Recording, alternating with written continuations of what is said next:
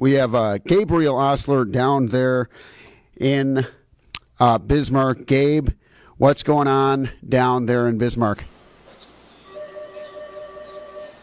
Well, Adam, I'm at the Broadway Grill and Tavern on Broadway in downtown Bismarck, and this is where Julie Fedorchak is going to be holding her election party.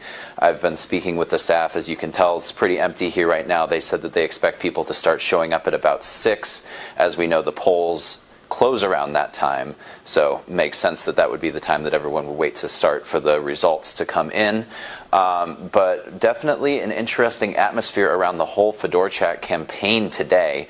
You might have caught it earlier at around 2:45. They had to hold a live press conference because of these allegations of election tampering, where somebody sent out a whole bevy of text messages this morning saying Fedorchak was dropping out of the race, and then additionally urging people to vote for Rick Becker, her opponent in this race. Now, if that came from Becker or not, we don't know for sure. We have reached out to their campaign for comment, but definitely a very strange happening where it seemed like they were trying to convince people not to vote for her through this bit of subterfuge today. She does seemingly have an early lead in the polls. As we know, she has that coveted Trump endorsement that seems to make a lot of difference in these kinds of regional races. But it is a little bit closer than what we've been looking at for the gubernatorial race, where it seems like Kelly Armstrong has a strong lead over Tammy Miller. So it's going to be interesting to see how the night plays out. As I said, I'm going to be here during our 6 o'clock broadcast, 6 and 6:30, as people start to trickle in and we start to get a little bit more of a feel of the crowd and how everybody's feeling about how those results are shaping up. If it happens to be a major swing in favor of Dr. Becker, I could also be at that location as well. But as of right now, Adam, just chilling in here in the Broadway Grill and Tavern, waiting just about as everybody else is on.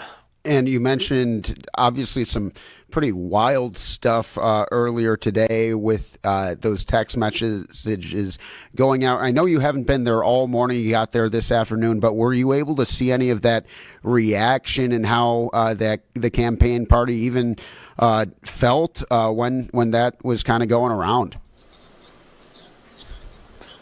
Yeah, they hit back very quickly, and from an impartial standpoint, I can totally understand why. Because if it is election day and people are genuinely believing that your candidate is out of the race, that's going to hit you pretty hard. So the email started to roll in from the Fedorchak campaign almost right away, where their communications director was saying, you know, this is election tampering, this is not true, and then they went so far as to even hold a live press conference at 2:45, which our affiliates out here in Bismarck, K-Fire, picked up. And I believe we carried that live if our viewers were able to see that. So lots of indignation. Like I said, they mentioned Becker by name, and they said, I believe in their release, if I'm quoting exactly, this is not something that we wouldn't expect from Becker and his cronies, which is a pretty direct shot. But in that message that went out, it did say, don't vote for Julie, she's dropping out of the race. Pay attention to Rick Becker, who is, a patriot and somebody who should be representing North Dakota.